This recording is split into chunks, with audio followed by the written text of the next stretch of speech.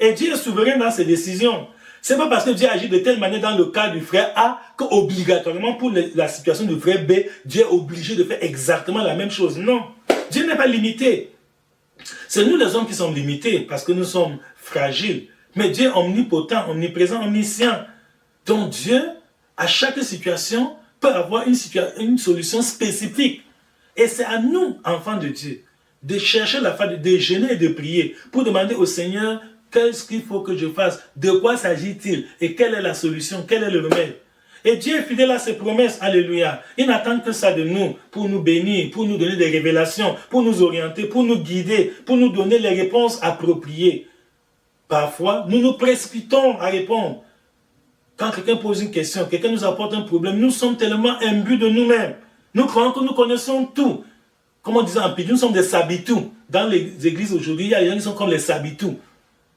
Il n'a même pas le temps d'écouter jusqu'à la fin le problème qu'on vient lui exposer. Non, il coupe, il t'interrompt même et il te jette à la figure une solution qu'il a entendue à gauche ou à droite ou qu'il a expérimenté. Les vieux cahiers, vous voyez, c'est ça. Même quand nous étions sur les bancs à l'école profane, les redoublants avaient tendance à échouer. Pourquoi? Parce qu'ils se disent, j'ai déjà vu ça, je connais, on m'avait enseigné ça depuis, etc.